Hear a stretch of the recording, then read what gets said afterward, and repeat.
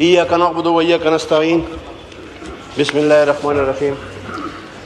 Speaker साहब, मैं वापडा के बारे में बात करूँगा।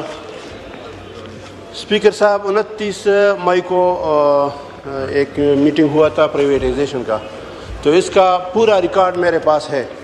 तो स्पीकर साहब, इसमें फारूक सत्तार साहब हमारा चेयरमैन है और बाकी जितनी भी पार्टी है इसके मेंबरान उस मीटिंग में मौजूद थे।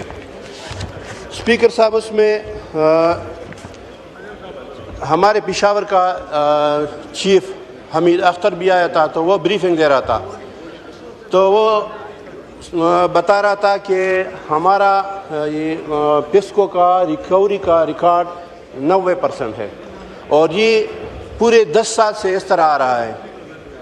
तो रिकवरी का ये हाल है कि 90% है और ये 1-2 साल में 100 से भी ज़्यादा जा चुका है और ये पूरा रिकॉर्ड मेरे पास है। अगर आप चाहते हैं तो मैं ये आपको दे दूंगा, आप ख़ुद भी ये चेक कर सकते हैं। और फिर सर उसने कहा कि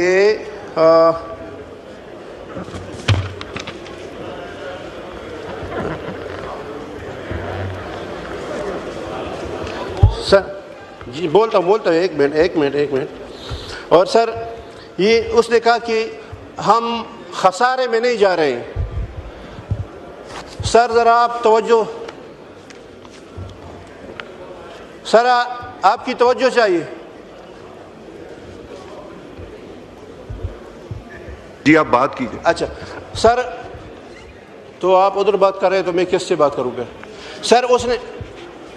सर उसने ब्रीफिंग में ये भी बता दिया कि हम खसारे में नहीं जा रहे हैं, हम हर साल प्रॉफिट में जा रहे हैं। और उसने कहा कि पिछले साल हमने 88 अरब रुपए कमाए हैं और इस साल हमारा प्रॉफिट है 63 अरब। तो इस तरह अगर प्रॉफिट भी है, रिकवरी भी पूरी है, तो अगर ये इस तरह उसका रवैया है कि पीके के साथ, तो ये पता नहीं कौन कर रहा है। उससे मैं जब बात करता हूँ तो वो कहता है कि हमारे बस में ये नहीं है कि हम ये लोड शेडिंग ख़त्म कर दें।